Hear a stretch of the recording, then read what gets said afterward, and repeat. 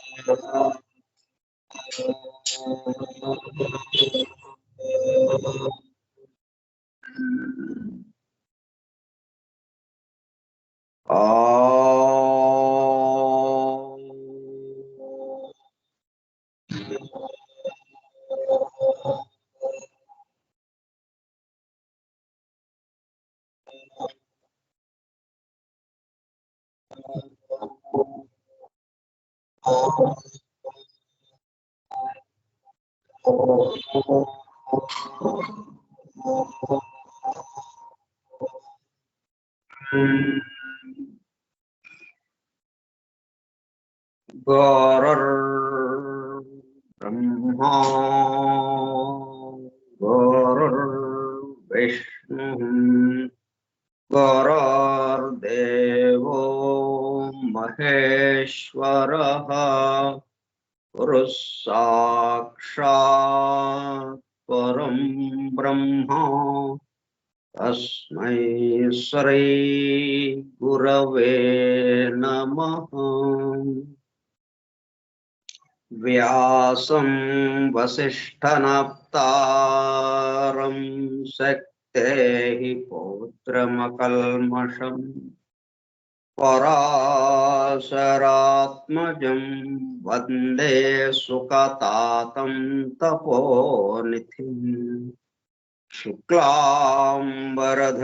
विष्णुं शशिवर्णं चतुर्भुजं प्रसन्नवदनं ध्यायेत् सर्वविघ्नोपशान्तये।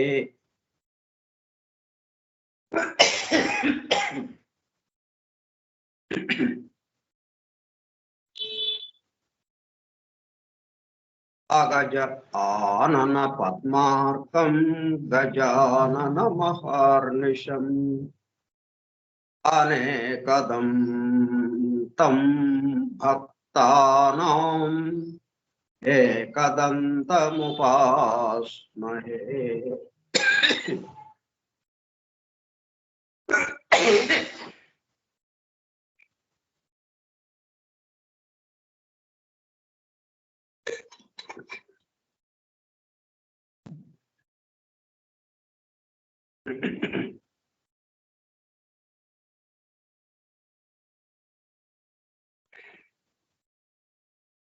वक्रतुंड महाकाय कोटिसूर्यसमप्रभा निर्विघ्नं कुरु मे देवा सर्वकार्येषु सर्वदा। सरस्वती नमस्तुभ्यं वरदे कामरूपिणी विद्यारम्भं करिष्यामि सिद्धिर्भवतु मे सदा।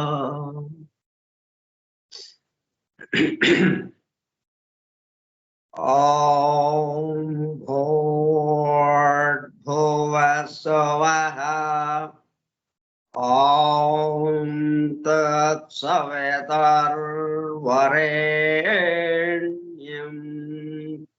भर्गो देवस्य धीमहि धियो यो नः प्रचोदयात्।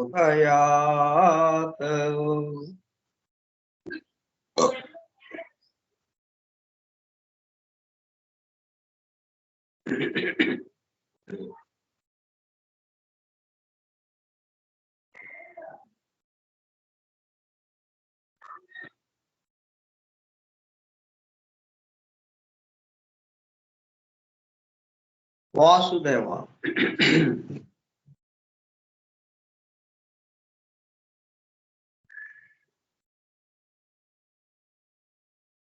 కార్యక్రమ పరిచయ పత్రం.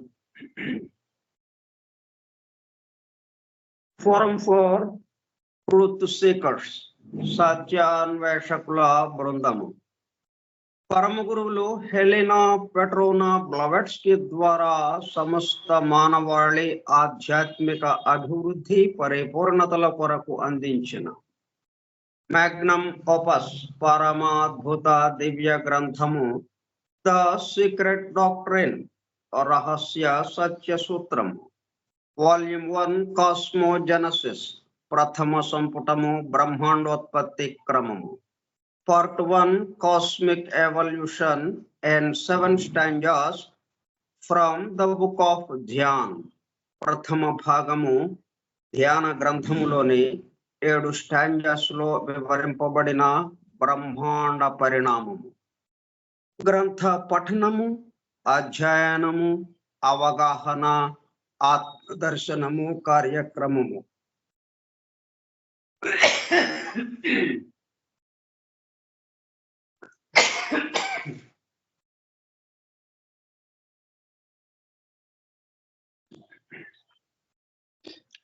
నూట 14వ పాఠము 11/3/2024 సోమవారము సాయంత్రం 4:30 గంటలు. The secret doctrine Skype group లో సుదూర ప్రాంతాలలో ఎవరింట్లో వారు హాయిగా విశ్రాంతి తీసుకుంటూ ఏకకాలంలో ఒకేసారి ఏమి చేస్తున్నాము? వింటున్నాము. శాస్త్ర సాంకేతిక రంగంలో ఎంతో వేగముగా పురోగమిస్తున్న ప్రస్తుత కాలంలోని మానవాళి అదే వేగముతో ఆధ్యాత్మిక రంగంలో కూడా పురోగమించుటకు వీలుగా ప్రపంచంలోని అన్ని జాతుల మతముల పవిత్ర గ్రంథములలో పొడుపు కథల రూపంలో అర్థము అవనట్లుగా ఉన్న సృష్టి రహస్యములను, సృష్టి అమెరికా కూర్పును బహిర్గతం చేసి మానవాళికి అందించి వాటి అవగాహన ద్వారా ఆత్మదర్శనము పొందుట అను దివ్య ప్రణాళిక అమలు పరచబడుటకు పరమ గురువులు మేడం హెలెనా పెట్రోనా బ్లవెట్స్కీ ద్వారా అత్యద్భుతముగా అందించిన ద సీక్రెట్ లో బాహాటముగా ఇవ్వబడిన అతి నిగూఢములైన సృష్టి రహస్యములు, వాటి మూలము, గ్రంథ హృదయమును చేరు పద్ధతులు తెలుసుకోవాలనే తీవ్ర ఇచ్ఛతో, తపనతో సత్యాన్వేషణలో భాగముగా ఎన్నో నిగూఢ విషయములను మరింత లోతుగా తెలుసుకుంటూ సత్యమును చేరు ప్రయత్నంలో మనమందరము ఇక్కడ చేరాము. దానితో పాటు ఆధునిక విజ్ఞానము యొక్క దృష్టి పథము నుండి తప్పిపోయిన తత్వదర్శన అన్వేషణలో, అనగా సత్యాన్వేషణ కొరకు కూడా ఈ గ్రంథము దగ్గరకు వచ్చాము.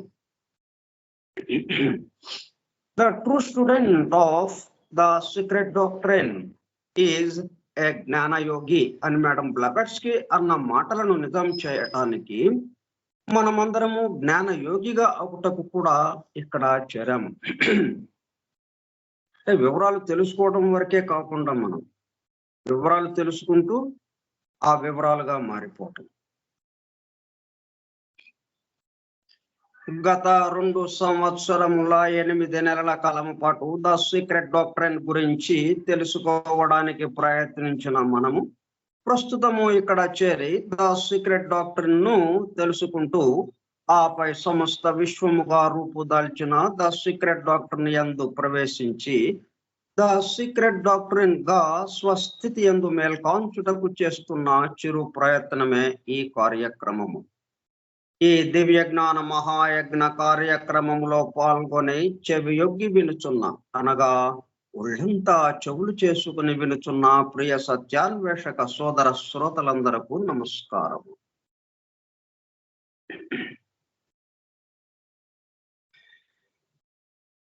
అని బెసెంట్ ప్రసాదించిన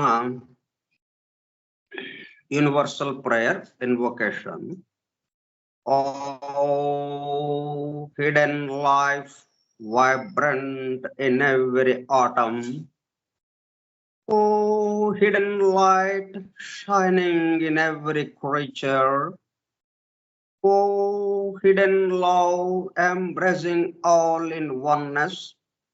May each who feels himself as one with thee know he is also one with a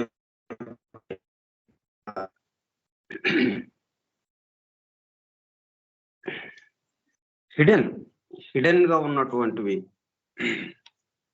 అవి తెలుసుకోవడానికి నిగూఢముగా రహస్యముగా దాగి ఉన్నది ఏంటది? దైవము, పరమాత్మతత్వం.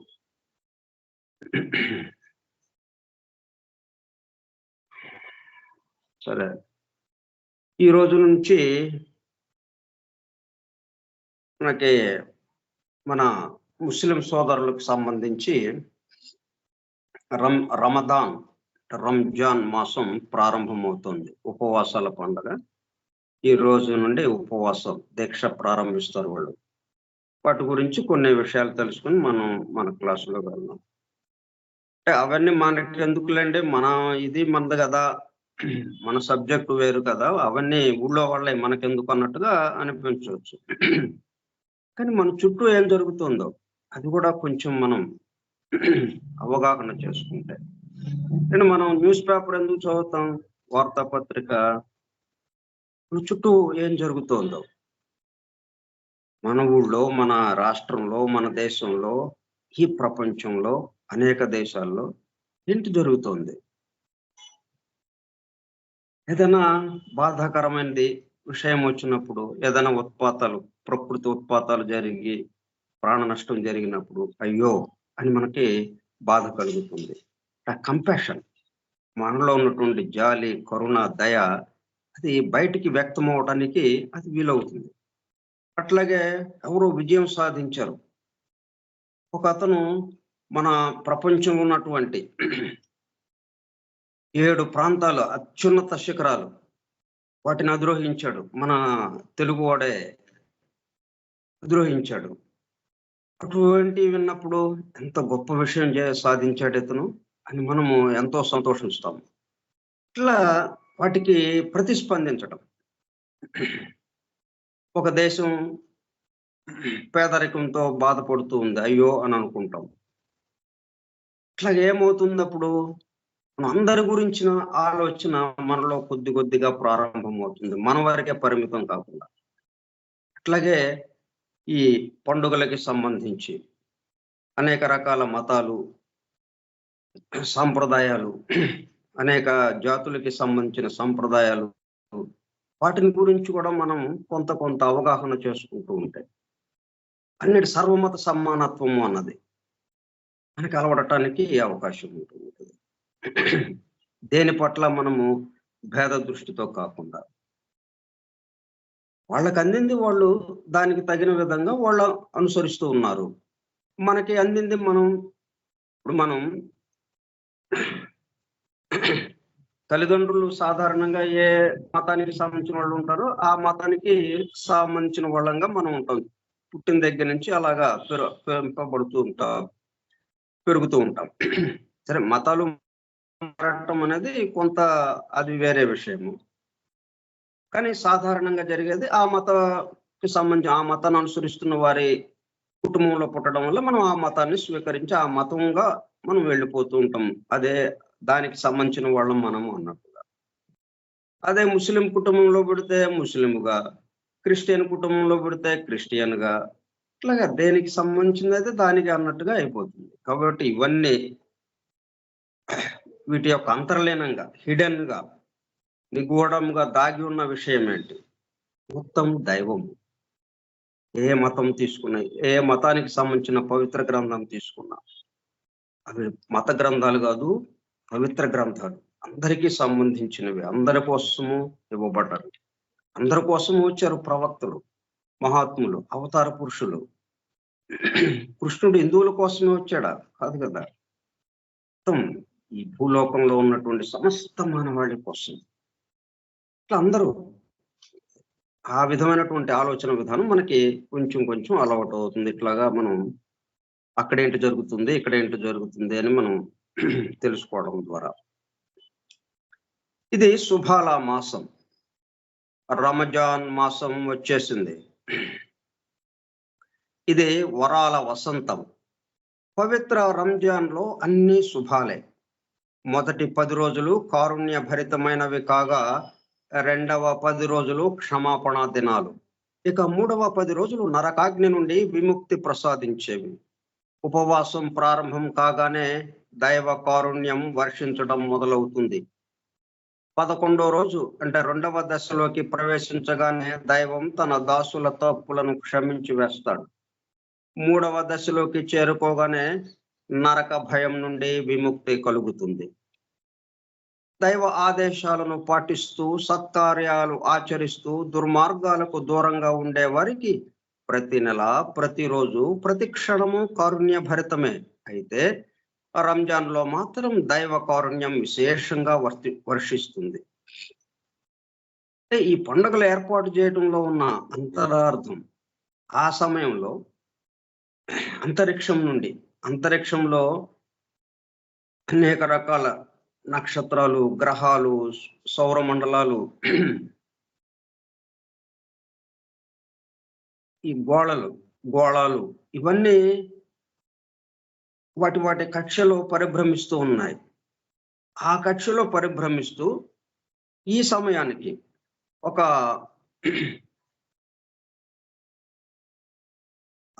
చక్కని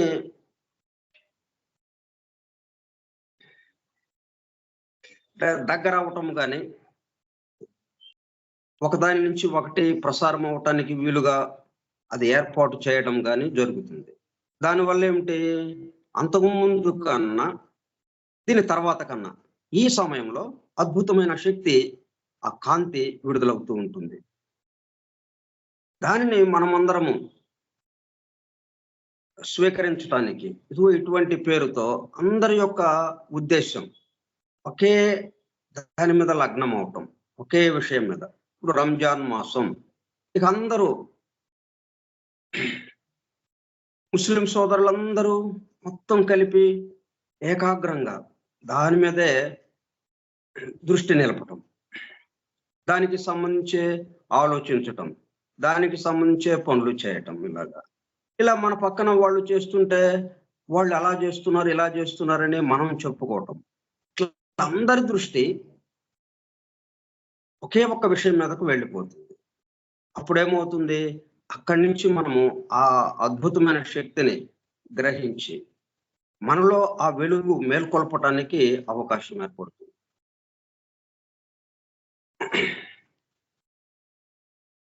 అందుకని ఈ సువర్ణ అవకాశాన్ని సద్వినియోగం చేసుకోవాలి.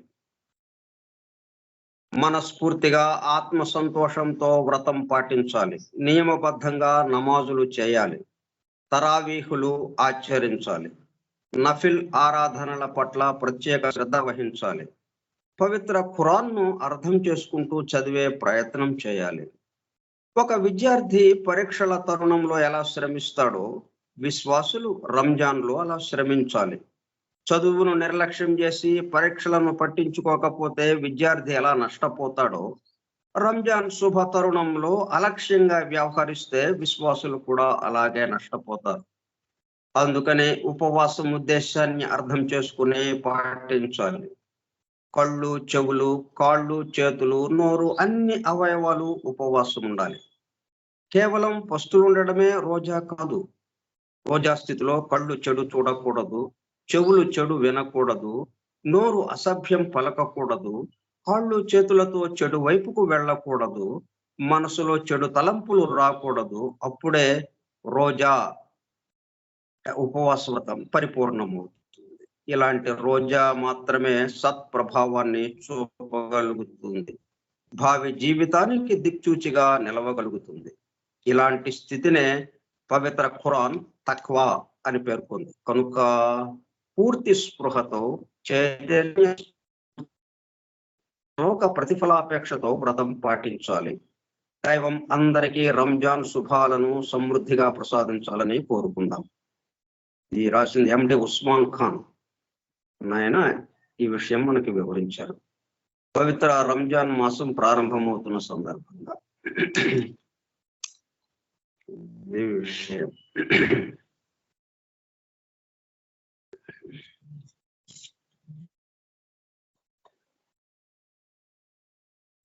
తర్వాత మనం స్టాంజా 1లో శ్లోక 6 మొదటి స్టాంజాలో 6వ శ్లోకానికి సంబంధించి చూస్తున్నాము.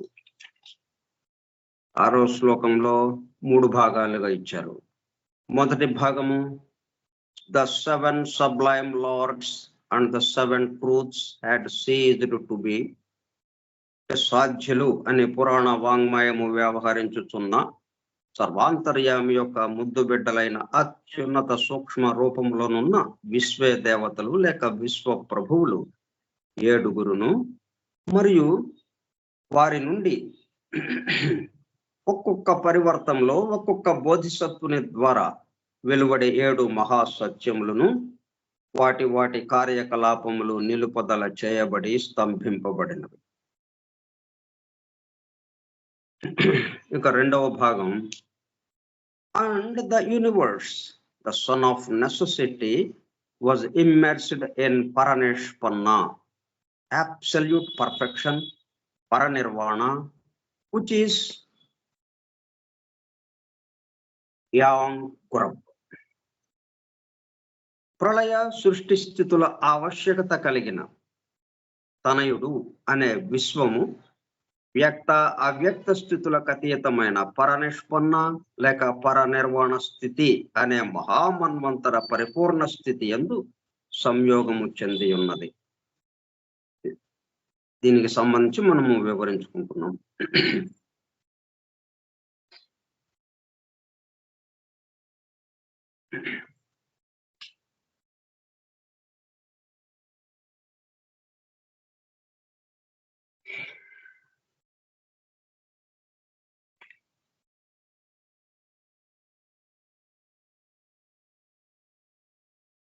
దీని దగ్గర మనం ఒక ఉదాహరణ చెప్పుకోవచ్చు. మనం ప్రళయ సృష్టి స్థితుల ఆవశ్యకత కలిగిన అని అంటున్నాం కదా, తనయుడు అనే విశ్వము. ఇప్పుడు చిన్న పిల్లవాడికి ఒక బంతిని ఇస్తే ఏం చేస్తాడు? వాడు ఆ బంతితో ఆడుకుంటాడు. ఆ బంతిని తన ఎదురుగా ఉన్న గోడకేసి కొడతాడు. దాంతో అది మళ్ళీ తిరిగి అంతే వేగంతో ఈ పిల్లవాడి దగ్గరకు వస్తుంది. మళ్ళీ దాన్ని పట్టుకొని మళ్ళీ ఇసరటం, మళ్ళీ తన దగ్గరికి రావటం, మళ్ళీ దాన్ని పట్టుకోవటం, ఇలాగా జరుగుతూ ఉంటుంది. ఇప్పుడు దానికి సంబంధించింది ఇది ఇక్కడ. అంటే ఆ దైవము, ఆ సృష్టికర్త ఏం చేస్తున్నాడు? ఈ సృష్టి అనే బంతిని, ఆ సృష్టికర్త అనే పిల్లవాడు సృష్టి అనే బంతిని ఏం చేస్తున్నాడు? గోడకేసి కొడుతున్నాడు. అదే గోడ అంటే పదార్థంతో తయారైంది, స్థూలంగా భౌతిక జగత్తుకి సంబంధించింది, రూప జగత్తుకి సంబంధించింది, భూలోకానికి సంబంధించింది. తాను తన దగ్గర సృష్టికర్త ఒకటిగానే ఉంది. అక్కడి నుంచి ఆయన ఎప్పుడైతే విసిరాడో దాన్ని క్రమక్రమంగా ఒక్కొక్క లోకాన్ని దాటుతూ ఈ భూలోకానికి వచ్చి దానికి తగులుకుంది. మళ్ళీ అక్కడతో ఆగిపోకుండా అది ఏమవుతుంది? మళ్ళీ తిరిగి విసిరేసిన వాటి దగ్గరికి అది వస్తుంది. అట్లా విశ్వము ఇట్లా తన దగ్గరికి రావటము ప్రళయ స్థితి, తన దగ్గర నుంచి ఆ గోడకేసి వెళ్ళటము సృష్టి స్థితి. ఆ చిన్న పిల్లవాడు బంతిని విసరడం, దాన్ని మనం దృశ్యమానంగా ఊహించుకుంటే, చిన్న పిల్లవాడు చేతిలో బంతి, ఎదురుగా గోడ, బంతిని గోడకేసి కొట్టడం, బంతి తిరిగి తన దగ్గరికి రావటం, ఆ సన్నివేశాన్ని ఊహించుకోండి. చిన్న పిల్లవాడు బ్రహ్మ సృష్టికర్త, బంతి విశ్వము, గోడ భూలోకము అంటే స్థూల జగత్తు. అంటే మనకి ఈ సృష్టి గడియారం అని ఒక బొమ్మ వేసుకున్నాం మనం, చూసారు కదా. అంటే గోళాలు ఎలాగా ఉంటాయో ABCDEFG. డి అన్న గోళము అట్టడుగున దిగున ఉంటుంది, అది స్థూలానికి సంబంధించింది. అది డిసెండింగ్ ఆర్క్ లో అక్కడికి చేరుతుంది. అక్కడి నుంచి అసెండింగ్ మళ్ళా పైకి ఎగసి ఆ జీవ ప్రసారం EFG గోళాల గుండా మరలా చేరిన ఎక్కడి నుంచి బయలుదేరిన చోటుకి చేరుతుంది. అది కదా మనం ఆ వృత్తము ఆ 7 గోళాలు వేసి ABCDEF అని వేసుకుని పైనుంచి కిందకి దిగటం, మరలా పైకి ఎగియటం, పైకి ఎగసి ప్రారంభించిన చోటుకి వెళ్ళటం. అదే మనకి పాము ఆ తల నుంచి అలా నెమ్మదిగా పాము కిందకి దిగి మరలా తోక ఏమైంది, తల దగ్గరికి చేరింది, తల దగ్గరికి వచ్చింది. మన యొక్క emblem, theosophical society emblem. Necessity, son of necessity. బంతినీడు కొడుతూనే ఉంటాడు, తన దగ్గరకు వచ్చింది కాబట్టి మళ్ళీ కొట్టాడు. అక్కడికి వచ్చింది కాబట్టి అది మళ్ళీ అది ఊరుకోలేదు. ఎంతో వేగంతో వచ్చిందో అంతే వేగంతో మళ్ళీ వెనక్కి తండేసింది. అది ఎక్కడ ఆగట్లేదు. అదే సృష్టి స్థితి ప్రళయ స్థితి. ప్రళయ స్థితి ఆగదు, సృష్టి స్థితి ఆగదు. దాని తర్వాత స్థితికి ప్రయాణం చేస్తూనే ఉంటుంది, నిరంతరం ఇలా సాగుతూ ఉంది. ఇదొక ఆట. దీన్నే దైవ లీల,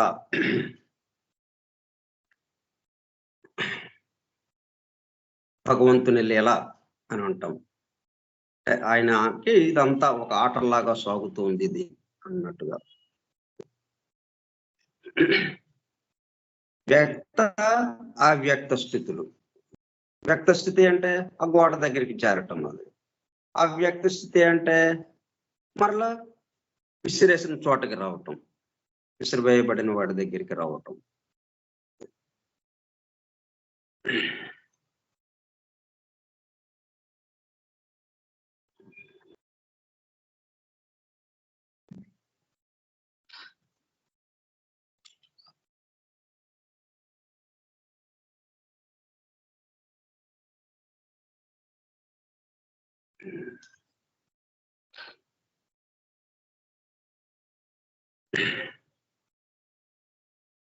Paranishpanna is the absolute perfection to which all existences attain at the close of a great period of activity or Mahamanvantara. పరనిష్పన్న అనే స్థితి ఏంటన్నమాట. పరనిర్వాణ అన్న, పరనిష్పన్న అన్న, టిబెటన్ సంప్రదాయంలో యాంగ్ గ్రబ్ అన్న,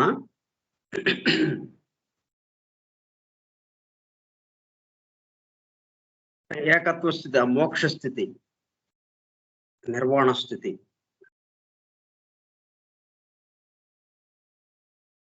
అది ఎప్పటికి చేరుతుంది, ఆ స్థితిని ఎప్పుడు పొందుతాము? At the close of a great period of activity or Mahamanvantara, అంటే బ్రహ్మ యొక్క ఆయుర్దాయం పూర్తి అయిపోయినప్పుడు, 100 సంవత్సరాలు పూర్తి అయిపోయినప్పుడు మొత్తం ఆ సృష్టికి సంబంధించినటువంటి సమస్తము పరిపూర్ణమైపోయి ఒక్కటిగా అయిపోయి అలాగా మళ్ళా 100 సంవత్సరాల కాలము ప్రళయ స్థితిలో ఉండిపోతుంది.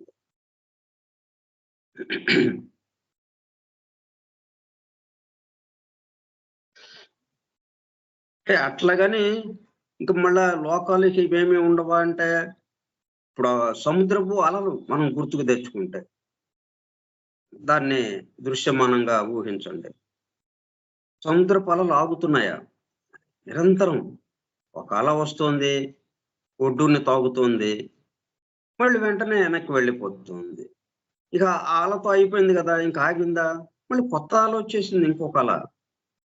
నిరంతరము ఒడ్డుకొచ్చే అల ఒకటి వస్తూనే ఉంది. ఎందుకంటే ఆయన ఒక సృష్టి చేసిన తర్వాత ఇంకా ఖాళీగా కూర్చోడు కదా, నిరంతరం అది పగలంతా పనిచేస్తూనే ఉంటాడు బ్రహ్మ. అంటే పగలంతా సృష్టి చేస్తూనే ఉంటాడు. అట్లా ఎన్నెన్నో సృష్టిలో ఒకదాని తర్వాత ఒకటి, ఒకదాని తర్వాత ఒకటి నిరంతరం. అంతకుముందు ఎప్పుడో చేసిన సృష్టికి సంబంధించి ఇప్పుడు 100 సంవత్సరాలు పూర్తి కావచ్చు, కానీ మిగతా సృష్టిలు ఉన్నాయి. అట్లాగా మనం ఎప్పుడు చూసినా కానీ ఈ సృష్టి వ్యక్త స్థితిలోనూ ఉంటుంది, అటు ప్రళయ స్థితిలోనూ ఉంటుంది. అంటే ఒక సృష్టికి సంబంధించి మనం రైలు ఒక చోట నుంచి బయలుదేరింది, ఆరిజినేటింగ్ స్టేషను, అక్కడి నుంచి డెస్టినేషన్కి వచ్చేసింది. ఇంకా అది అయిపోయింది కదా అనుకుంటే మళ్ళీ ఇంకొక రైలు బయలుదేరింది, అక్కడ బయలుదేరి మళ్ళీ వచ్చింది ఒక రైలు ఇక్కడికి. అట్లా నిరంతరం జరుగుతూనే ఉంటాయి ఇవి అవి సృష్టిలోని. And in which they rest during the succeeding period of repose. ఆ విశ్రాంతి కాలం అంతా కూడా ఆ రిపోజ్ అంటే నూతన ఉత్సాహంతో మరలా కార్యక్రమం మొదలు పెట్టడానికి ఆ నూతన ఉత్సాహాన్ని, నూతన శక్తిని అది తీసుకుంటూ విశ్రాంతి తీసుకుంది. ఆ విశ్రాంతి పొందడం అంటే నూతన ఉత్సాహాన్ని పొందటం. విశ్రాంతి అంటే ఏం పని జరగదు, ఖాళీగా ఉంటుంది అని కాదు. పని జరుగుతూ ఉంటేనేమో ఆ శక్తి ఖర్చు అయిపోతూ ఉంటుంది, ఖాళీగా ఉన్నప్పుడేమో శక్తి చేరుతూ ఉంటుంది. రెండిటికి జాగ్రత్తగా ఆలోచించండి. యాక్టివిటీలో అంటే సృష్టి స్థితిలో ఏం జరుగుతుంది, అంతకుముందు ప్రళయ స్థితిలో సేకరించుకున్న శక్తి మొత్తాన్ని, ఆ పొందినటువంటి మొత్తం నూతన ఉత్సాహం మొత్తం ఏదైతే ఉందో శక్తి అంతా ఇంకా ఖర్చు అవటం మొదలు పెడుతుంది. ఇక్కడ దాన్ని ఖర్చు చేస్తూ ఉంటాం. ఇంకా చివరికి సాయంత్రం వచ్చేసింది, పూర్తిగా ఆ శక్తి అంతా ఖర్చు అయిపోయింది. దాంతో విశ్రాంతికి వెళ్ళిపోయాం, ఇంకా యాక్టివిటీకి అవకాశం లేదు, విశ్రాంతిలోకి వచ్చేసాం. విశ్రాంతిలోకి రాగానే మరలా నూతన ఉత్సాహాన్ని పొందటం మొదలుపెట్టాం, నూతన శక్తి మనలో ప్రవేశించటం మొదలుపెట్టింది.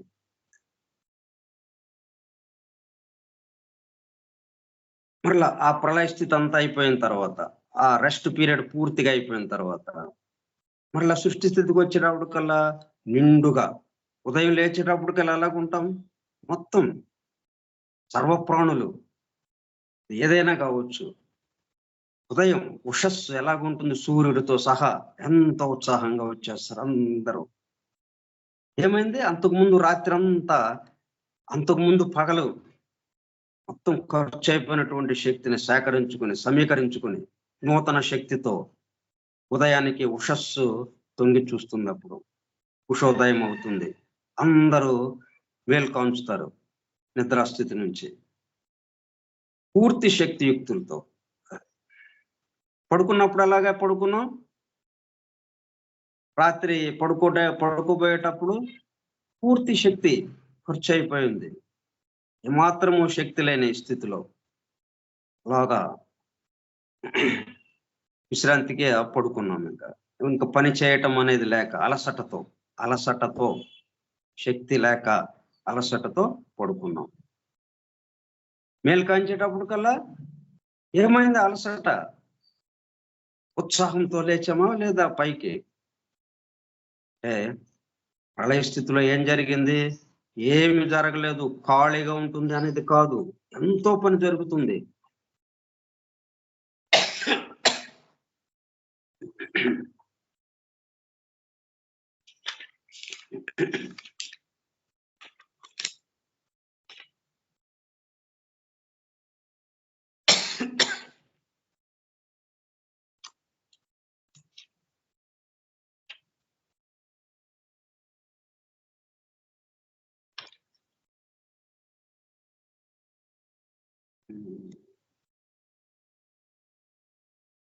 అంటే విశ్రాంతిలో నూతన ఉత్సాహం పొందటం అది జరిగింది మనకి.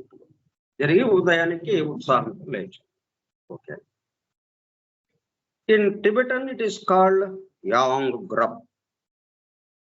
అంటే ఇదే స్థితిని పరనిష్పన్న అనే పేరుతో పిలుస్తున్నాం. ఆ స్థితిని, ఆ స్థితి మొత్తాన్ని వివరించాలంటే గంటలు చెప్పుకోవాలి, వందల పేజీలు గ్రంథాలు రాయాలి, ఇంత హంగామా చేయాలి. అదే ఒక్క పేరు ఉండేటప్పుడు కల్లా పరనిష్పన్న అంతే. ఆ పేరు ఏం చేస్తుంది, దానికి సంబంధించిన మొత్తాన్ని మనలో మేల్కొల్పుతుంది. ఆ పేరు పరనిష్పన్న అంటే ఇది స్థితి. ఆ స్థితి మొత్తం మనలో జ్ఞాపకానికి వచ్చేస్తుంది. దానికి సంబంధించిన ఆలోచనలు మనలో మేల్కొంచుతాయి. పరనిష్పన్న అనగానే ఇది ఫలానా స్థితి అన్నది. అంటే బ్రహ్మ 100 సంవత్సరాలు పూర్తయిన తర్వాత ప్రళయ స్థితిలోకి వెళ్ళినప్పుడు ఉన్న పరిస్థితి.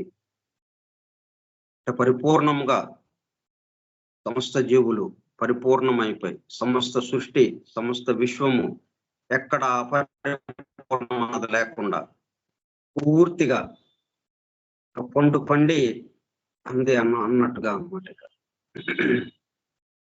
ఏకత్వంలోకి వచ్చేసింది. ఇక బంతి ఆటని నిలుపుదల చేశాడు. ఎందుకంటే పగలు అంతా ఆడుకున్నాడు, చీకటి పడింది, ఇంకా బంతి ఆటను నిలిపాడు. ఇంకా అప్పటికేమైంది, బంతిని విసరటం, తిరిగి తన దగ్గరికి రావటం, విసరటం, తన దగ్గరికి రావటం, దీనికి సంబంధించినంత పరిపూర్ణమైపోయింది. ఇంకా ఆ స్థితి ఏంటనమాట, అక్కడ గోడ తానే, బంతి తానే,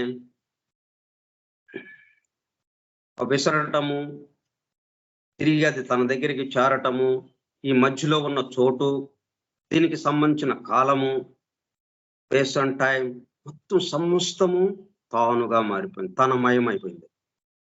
ఇక అన్యము అన్నది లేదు. ఇక అది ప్రళయ స్థితికి వచ్చేటప్పుడు కల్లా ఉన్న స్థితి.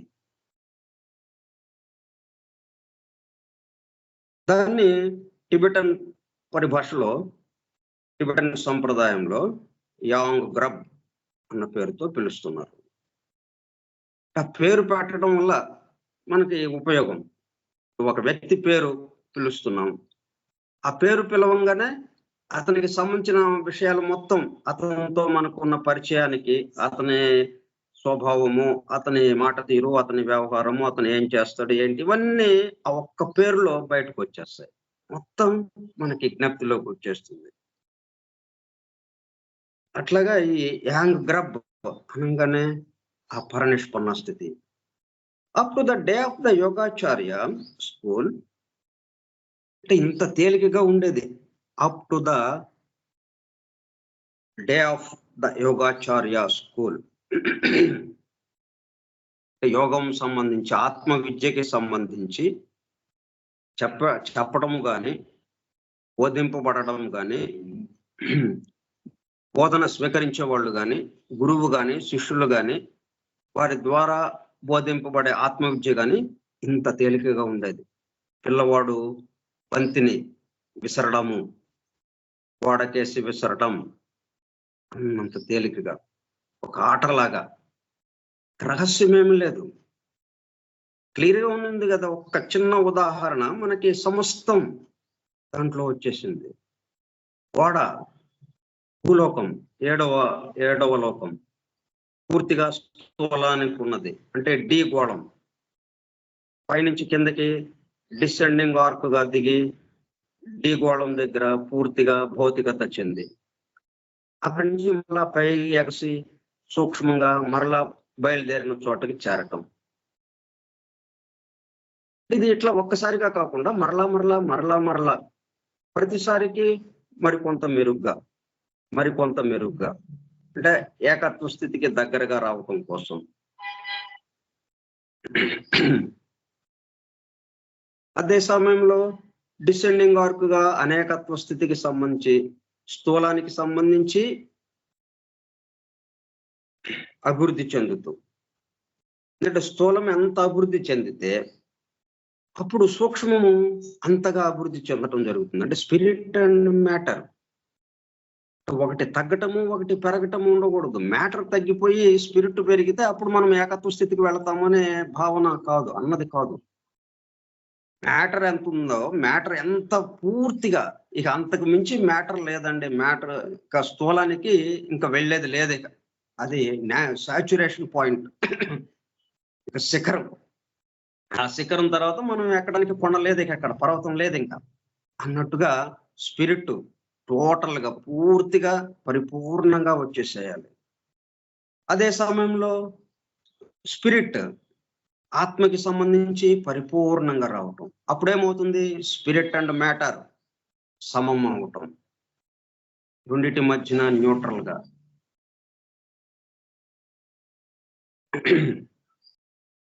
స్పిరిట్ మ్యాటర్ తో కూడుకున్నటువంటిది ఏదైతే ఉందో అది ఏకత్వము.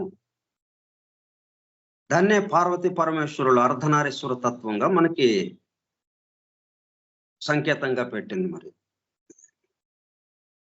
అక్కడికి శంకరుడు లయకర్త, తనలోకి లయమయ్యేటప్పుడు కల్లా ఎట్లా ఉండాలి? ప్రకృతి పురుషుడు, pre cosmic root substance, pre cosmic ideation, పురుషుడు ప్రకృతి. మ్యాటర్ కి సంబంధించినటువంటి పదార్థము, సబ్స్టెన్స్ పదార్థము, అట్లాగే చైతన్యము, రెండు సమంగా.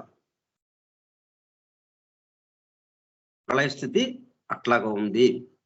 100 సంవత్సరాల ఆయుర్దాయం తర్వాత పరిపూర్ణ స్థితి అంటే అది. పరిపూర్ణ స్థితి అంటే మ్యాటర్ స్థితి లేదు అని కాదు, వేరు భావన పోయింది, భిన్నత్వ భావన పోయింది, డ్యుయాలిటీ పోయింది. ఇక్కడ ఈ రెండు కూడా సమం అవటం, బ్యాలెన్స్ అవటం. అట్లా up to the day of the Yogacharya school, the true nature of paranirvana was taught publicly. ఈ స్థితికి సంబంధించి ఎప్పటికప్పుడు చక్కగా బోధింపబడుతూ అందరికీ అర్హులు వాళ్ళ వరకే ఉపదేశించడం, రహస్యంగా ఉపదేశించడం, ఇటువంటి ఏమీ లేకుండా చక్కగా అందరికి అందుబాటులో ఉండేది. అప్పుడు ఆ కాలం వరకు, ఎప్పటి కాలం వరకు యోగాచార్య school, the true nature of paranirvana was taught publicly, but since then it has become entirely esoteric.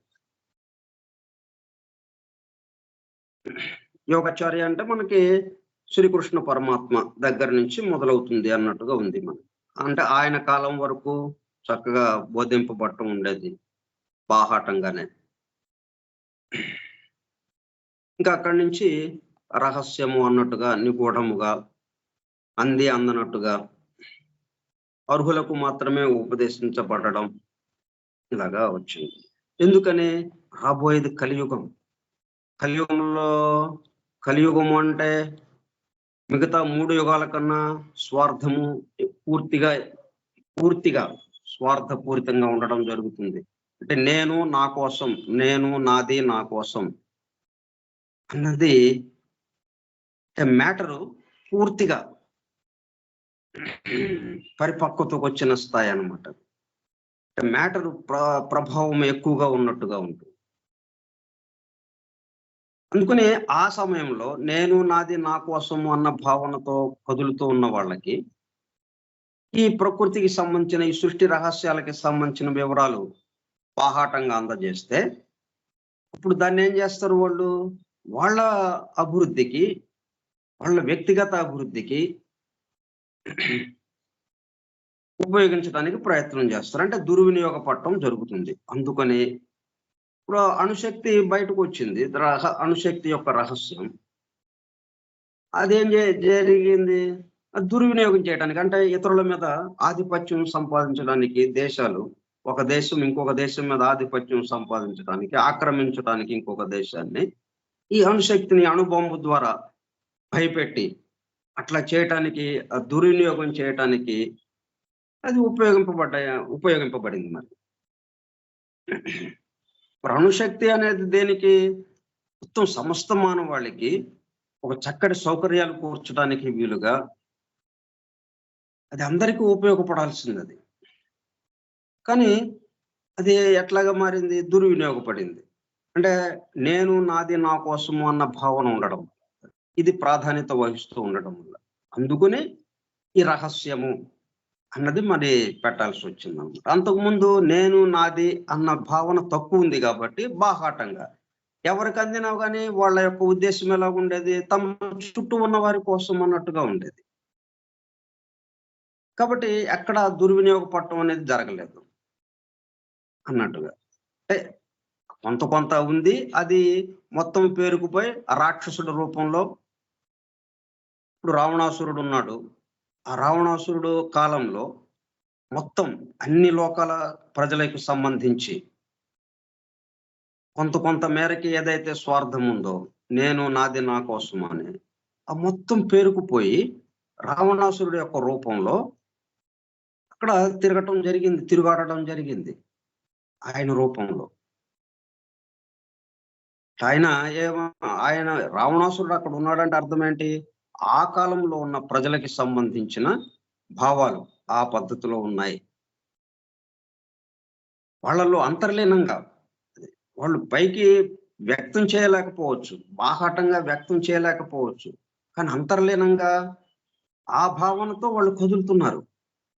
అందువల్ల టోటాలిటీ ఆఫ్ మొత్తం వాళ్ళ యొక్క స్వభావం అంతా కలిపి రావణాసురుడు రూపంలో అలా బయటకు వచ్చింది.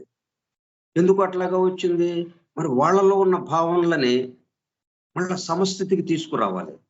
లేకపోతే ఇంకా అలాగా పెరుగుతూ ఒక్కొక్క రావణాసురుడు అయిపోతారు. లేకపోతే ఇప్పుడు మామూలుగా చూడటానికి చిన్న వాళ్ళుగా ఉన్నారు కానీ దాన్ని అలా వదిలేస్తే ఒక్కొక్క రావణాసురుడు అయిపోతారు.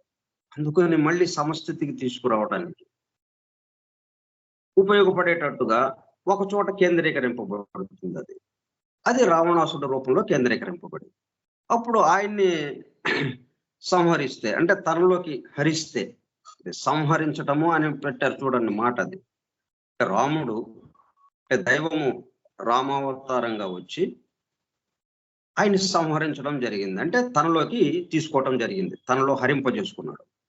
అది మొత్తం సమం అయిపోయింది. అప్పుడు అది సమత్వంలోకి వచ్చేసినట్టయింది. అంటే అందరిలోనూ ఉన్న భావాలు ఇప్పుడు దైవ భావంతో కలిసిపోయి స్పిరిట్ టు మ్యాటర్ ఎట్లాగైతే పార్వతి పరమేశ్వరులాగా సమస్థితిలో ఉన్నారో అట్లా సమస్థితిలోకి రావడం జరిగింది. అలా జరుగుతూ ఉంటుంది. కాబట్టి ఇప్పుడు ఏం జరిగింది అనమాట, పబ్లిక్లీ ఈ పరినిర్వాణ స్థితి గురించి, మనకి రాబోయే స్థితి ఇది, దీన్ని మనం పొందాల్సిన స్థితి ఇది, మానవుడిగా మనం జన్మ ఎత్తిన తర్వాత మనం పొందవలసిన స్థితి ఇది. మనం ఇప్పుడు ప్రయత్నం చేయకపోయినా ఎప్పటికైనా అది తప్పని పరిస్థితి. అది ఎప్పుడో జరిగే బదులు మనం ఇప్పుడే తీసుకుందాం దాన్ని, అప్పుడు దాకా ఆగటం ఎందుకు అన్నట్టుగా దాని గురించిన వివరాలు చక్కగా, దాని స్వరూప స్వభావాలు అవన్నీ పబ్లిక్గా బాహాటంగా అందరికీ అందుబాటులో ఉంచారు. కానీ ఆ తర్వాత నుంచి ఏం చేశారు, but since then it has become entirely esoteric. పూర్తిగా గుప్తపరిచేశారు, దాచేశారు, ఇక ఎక్కడికక్కడ మరుగున పెట్టేశారు, తెర కప్పేశారు. తెలియనియకుండా. తెలుసుకోవాలంటే చాలా శ్రమ పడాలి, ఎన్నో సాధనలు చేయాలి, ఎంతో అర్హత సంపాదించాలి. అప్పుడు ఆ నమ్మకం కలిగిన తర్వాత ఆ గురువు అతనికి బోధించడం జరుగుతుంది. Hence, so many contradictory interpretations of it. దాంతో ఏమైంది, ఈ తెలిసి తెలియక కొంత తెలుసుకోవడం, ఏదో కొద్దిగా ఆ వాళ్ళ నుంచి వీళ్ళ నుంచి ఏదో కొద్దిగా అందటం, తమలో కలిగే భావాలు ఏమైనా ఉంటే కొంత, వీటి ద్వారా వాటిని ఇంటర్ప్రెట్ చేయటం, ఆ గూఢార్థాన్ని తెలియజేసుకోవటము, అర్థం చెప్పుకోవటం, తెలియజేయటం, ఇవన్నీ దాన్ని విపులీకరించుకోవటం, ఇవన్నీ రకరకాలైనవి వచ్చేసినాయి అనమాట. ఎవరో ఒకళ్ళు వాళ్ళకి అనిపించింది, వాళ్ళు ఎక్కడో ఒక చోట ఏదో చిన్న మాట విన్నారు దానికి సంబంధించి, ఇంకా అది పట్టుకొని అదొక సిద్ధాంతంగా అదొక సూత్రంగా తయారు చేసేసి దీనికి సంబంధించింది ఇది అని చెప్పి మళ్ళీ ఆయన ఒక గురువుగా ఉంటూ ఇట్లా రకరకాల ఇంటర్ప్రిటేషన్స్ తో అనమాట. రకరకాల ఆశ్రమాలు అట్లాగా వచ్చేసినాయి. ఎందుకని ఇది రహస్యము పెట్టేటప్పుడు కల్లా, అంటే దానివల్ల వచ్చిన బాధ మరి ఇది. బాహాటంగా చేస్తేనేమో అది దుర్వినియోగం అవుతుందని కదా. బాహాటంగా చేస్తే వీళ్ళు స్వార్థానికి ఉపయోగిస్తారు అన్నట్టుగా ఏం చేశారు వీళ్ళు, దాన్ని కొంచెం గోప్యంగా మరుగుపరిచారు. జాగ్రత్తగా దానికి అర్హత ఉన్న వాళ్ళకే చెబుదాము అన్నట్టుగా, అందరికీ ఎడాపెడా చెప్పకుండా జాగ్రత్తగా దాన్ని కాపాడదామని, దాన్ని భద్రంగా ఉంచుదామని, దుర్వినియోగపడకుండా చూద్దామని అలా చేస్తే అట్లా కుదరదు. ఇది ఎప్పుడు ఈ సృష్టి బ్యాలెన్స్ ఉండాలి. ఒకదాన్ని ఇలాగా మరుగుపరుద్దామంటే మనము గట్టిగా పిడికిలి బిగించే కొంది ఆ పిడికిలి సందులో నుంచి ఒక ఫోర్స్గా అనమాట బస్సున బయటకు వెళ్ళిపోతూ ఉంటుంది. అది కొద్ది కొద్దిగా, పూర్తిగా వెళ్ళదు. కొద్ది కొద్దిగా వెళ్ళటం వల్ల ఏమవుతుంది, కొంచెం కొంచెం చూసి ఆ చూసిన దాన్ని ఇంతగా చెప్పుకుంటూ మళ్ళీ గందరగోళంలోకి పడిపోయాం. ఇప్పుడు అందుకనే ఈ 5,000 సంవత్సరాలు ఇట్లాగా జరుగుతూ వచ్చింది. అందుకని ఇక మళ్ళీ ఇట్లా కాదు అని చెప్పి మరలా బాహాటంగా ద సీక్రెట్ డాక్ట్రైన్, దివ్య జ్ఞానము అనే పేరుతో ద సీక్రెట్ డాక్ట్రైన్ గ్రంథముగా మొత్తం సృష్టి రహస్యాలన్నీ అంటే హేతుపూర్వకంగా, ఊరికే డాగ్మాటిక్ గా కాకుండా, మూఢ విశ్వాసాలతో నమ్మకాలతో ఇట్లాగా కాకుండా, ఈ విషయం ఇదిగో ఇలాగా ఇది రుజువుపరచబడింది అంటే సైంటిఫిక్ గా, శాస్త్రీయంగా అది రుజువుపరచబడి ఆ మాదిరిగా మనకి బాహాటంగా అందింపబడింది. ఇంకా ఎక్కడ ఏమి ఇబ్బంది లేకుండా, ఇంకా దుర్వినియోగం చేయటానికి కూడా ఇంకా అవకాశం లేదు. ఇక దుర్వినియోగం చేద్దాం అనుకున్న వాడికేమో అది అందదు. అట్లా పెట్టారు అక్కడ. దుర్వినియోగం చేద్దాం అనుకున్నడికి ఆ అనుభూతి రాదు, దాంట్లో రహస్యము బయటికి రాదు. 10 మందికి ఉపయోగిద్దాము అనుకున్న వాడికి అది వాడికి అందుతుంది. వాడు అనుభూతి చెందగలుగుతాడు, వాడు 10 మందికి చెప్పగలుగుతాడు. వాడి ద్వారా ఎంతో ఉపయోగం జరుగుతూ ఉంటుంది. అట్లా తీసుకొచ్చారనమాట ఇప్పుడు.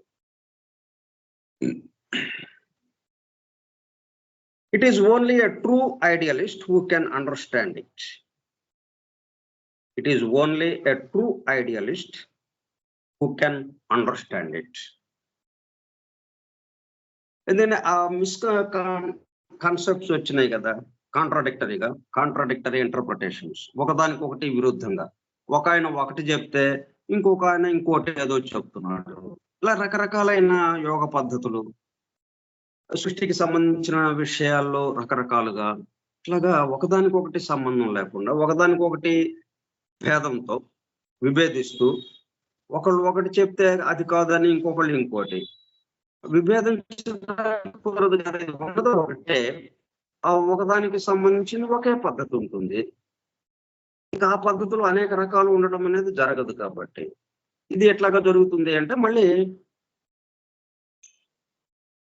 కాంట్రాడిక్టరీ ఇంటర్ప్రిటేషన్స్, ఒకదానికొకటి విరుద్ధమైనటువంటి, పరస్పరము విరుద్ధం ఇంటర్ప్రిటేషన్స్, ఆ పద్ధతిలో గూఢార్థాన్ని తెలియజేయటం, అర్థం చెప్పటము, ఇట్లాగా మరలా బయటికి వచ్చినాయి ప్రజల్లోకి. It is only a true idealist who can understand it. మరి దీంట్లో ఉన్న అసలైన ఆ మేలిమి బంగారం, అస్సలు నకిలీ అనేది వచ్చేసింది. ఇప్పుడు అస్సలు ఉంది అంటే నకిలీ ఆటోమేటిక్ వస్తుంది. మనం 2,000 రూపాయల నోటు ప్రింట్ చేశారు కొత్తగా అంటే వెంటనే దాని వెనకే నకిలీ నోటు వచ్చేసింది. 500 రూపాయల నోటు ప్రింట్ చేశారు అంటే, ముద్రించారు అంటే దాని వెనకే నకిలీ నోటు వచ్చేసింది. ఇట్లాగా వస్తూ ఉంటాయి. అట్లాగే అసలుకి సంబంధించింది ఏదైనా ఉంది అంటే వెంటనే నకిలీ వాళ్ళు తయారవుతారు. ఈ నకిలీ వాళ్ళు ఆడంబరంగా ఉంటారు కాబట్టి ఎక్కువ వాళ్ళు తెలియబడుతూ ఉంటారు కాబట్టి అదేమో ఎలాగో అసహజంగా ఉంటుంది కాబట్టి ఆ హేతుపూర్వకంగా ఉండదు కాబట్టి వాటిని చూసి ఏమనుకుంటాం మనం ఇక నాస్తికులుగా మారిపోవటం. ఇవన్నీ కరెక్ట్ గా లేవు అన్నట్టుగా. అంటే పూజారిని చూసి ఆ దేవాలయాన్ని మనం అంచనా వేయటం, ఆ ఫాదర్ని చూసి ఆ పాస్టర్ని చూసి ఆ చర్చిని మనము అంచనా వేయటం, ఆ మౌలవీని చూసి ఆ మసీదును మనము అంచనా వేయటం, అట్లా పొరపాటు పడటం జరుగుతుందన్నమాట. పూజారి పొరపాటు పడవచ్చు, కానీ దాని గురించి దేవాలయాన్ని మనము తక్కువ చేసుకోవటానికి అవకాశం లేదు కదా. దాని ఎత్తుకు మనం పెరగాలి. ఆ దేవాలయం ఎత్తుకి, ఆ మసీదు ఎత్తుకి, ఆ చర్చి ఎత్తుకి మనం ఎదగాలి. అక్కడి నుంచి ప్రభవిస్తున్నటువంటి అద్భుతమైన కాంతిని మనము రిసీవ్ చేసుకోవాలి, గ్రహించాలి.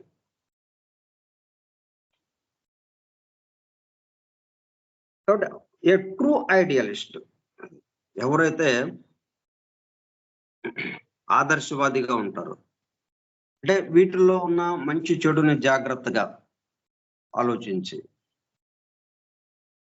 ఎవరు ఆదర్శవాది అంటే తమ చుట్టూ ఉన్న వారి కోసం ఉన్నవాళ్ళు. తమ చుట్టూ ఉన్న వారి కోసం ఉన్న వాళ్ళకి అది చక్కగా అది దర్శనమిస్తూ ఉంటుంది, చక్కగా దర్శించగలడు వాడు. కాబట్టి డిఫరెంట్ కాంట్రాడిక్టరీ ఇంటర్ప్రిటేషన్స్ ఉన్నా కానీ వాటన్నిటినీ కాదని ఇది ఉన్నది ఒకటి, ఈ పద్ధతి ఇది అని చెప్పగలుగుతాడు వాడు. ఆ ఐడియలిస్ట్ అంటే ఆదర్శవాది అంటే తమ చుట్టూ ఉన్న వారి కోసం అన్నవాడు. వాడు దీన్ని అర్థం చేసుకోగలుగుతాడు. ఈ సృష్టి రహస్యాలని, వీటికి సంబంధించిన వివరాలని అవగాహన చేసుకోగలుగుతాడు. Everything has to be viewed as ideal with the exception of paranirvana. Everything has to be viewed as ideal. ఇదంతా సమస్తం ఎట్లాగా ఉంది, కల్పితముగా మనోరథ సృష్టిలాగా, అంటే భావనాత్మక పరిపూర్ణ ఆదర్శంగా ఉంది.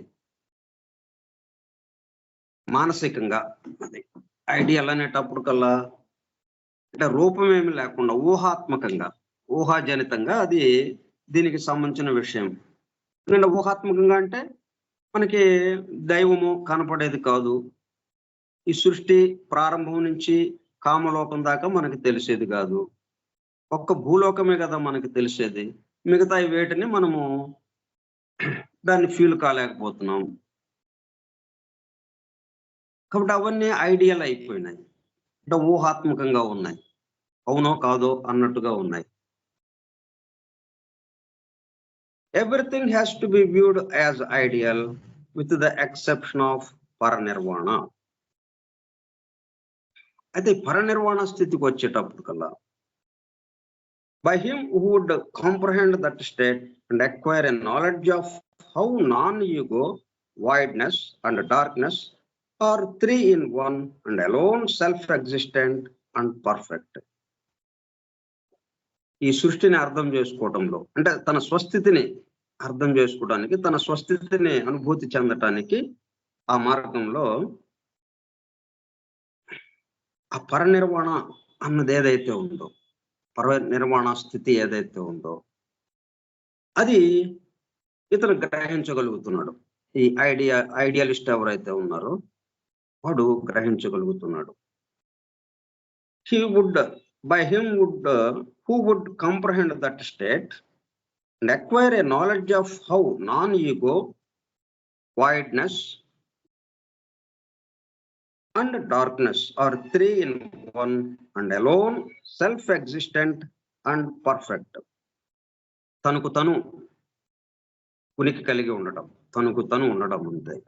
మొత్తము తనమయమైపోయింది, తను తప్ప ఇంకొకటి లేని స్థితి. యుగో అంటే మనము దేహాత్మకి సంబంధించి, యుగోయిజం దేహాత్మకి సంబంధించి. నాన్ యుగో అంటే ఇవన్నీ మొత్తం కరిగిపోయి ఆ ఒకే ఒకటి ఏదైతే ఉందో ఆ తురియాత్మ ఆ స్థితిలోకి వెళ్ళిపోవటం, తురియాత్మగా మారటం. అలాగే వాయిడ్నెస్ అంటే శూన్య స్థితి, అభావ స్థితి. శూన్య స్థితి అనేటప్పటికల్లా దాన్ని భావించడానికి వీలు లేనిది ఇక.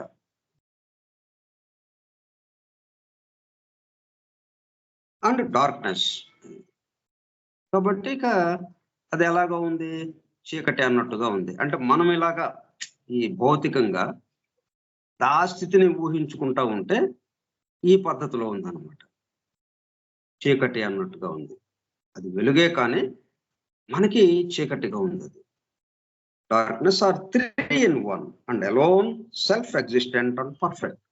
దానికది స్వయం ఇదిగా ఉంటూ, స్వయం చాలకంగా ఉంటూ, స్వయం చైతన్యంగా ఉంటూ, తను ఉనికిని కలిగి తన్మయముగా, సమస్తము ఏకత్వముగా, అటువంటి స్థితి పరనిర్వాణ స్థితిగా ఉంది. ఇట్ ఈస్ అబ్సల్యూట్, హౌఎవర్ పరిపూర్ణమైనటువంటిది, హౌఎవర్ అయినప్పటికీ only in a relative sense. ఇక్కడ మళ్ళీ ఇంకొక వ్యవహారం వచ్చింది. అంటే ఇది ఎప్పుడుది, ఇది బ్రహ్మ ఆయుర్దాయము అన్నది కాకుండా మధ్యలో వచ్చే బ్రహ్మ రోజు కానీ లేకపోతే బ్రహ్మ సంవత్సరానికి కానీ ఇట్లాగ వచ్చే ప్రళయాలు ఉంటాయి. అప్పటి స్థితికి సంబంధించి కూడా ఇది ఉంటుంది, పరనిర్వాణ స్థితి అనే పేరు ఉంటుంది దానికి కూడా. అది ఓన్లీ ఇట్ ఈస్ అబ్సల్యూట్, అది పరిపూర్ణ స్థితే కానీ however only in a relative sense, for it must give room to still further absolute perfection according to a higher standard of excellence in the following period of activity. ఇప్పుడు ఇది మనం ఈ ప్రళయ స్థితి నుంచి మరలా యాక్టివిటీ స్థితికి వెళ్ళేటప్పుడు కల్లా, సృష్టి స్థితికి వెళ్ళేటప్పటికి మరింతగా మెరుగ్గా రావాల్సిన అవసరం ఉంది. అంటే ఇక్కడతో ఇది పూర్తి కాలేదు అన్నట్టుగా. ప్రస్తుతానికి ఇది పరిపూర్ణ స్థితి లాగానే ఉంది కానీ పరిపూర్ణం కాదు.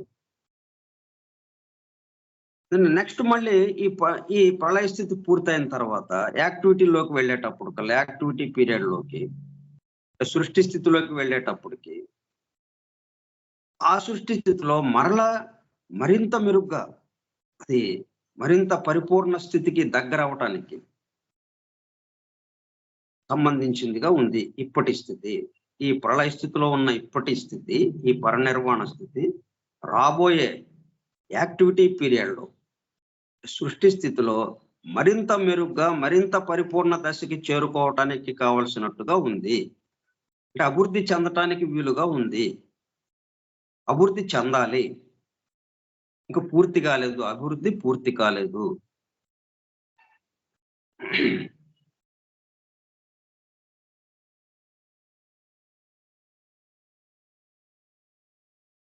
ఎవల్యూషన్ ఇంకా పూర్తి కాలేదు, పరిపూర్ణ స్థితికి ఇంకా రాలేదు. Further absolute perfection according to a hire standard of excellence.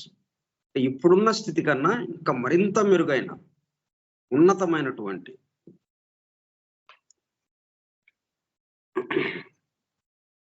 ఉత్తమత్వంగా, ఒక దివ్యమైనటువంటి, ఇంకా వృద్ధి పొంది, దీనికన్నా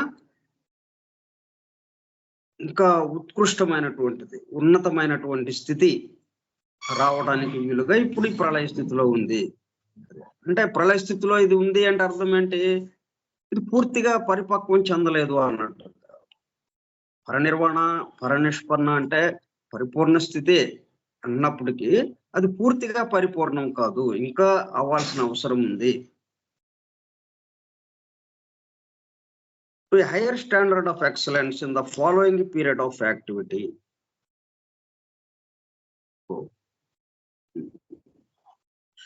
Just as a perfect flower must cease to be a perfect flower and die.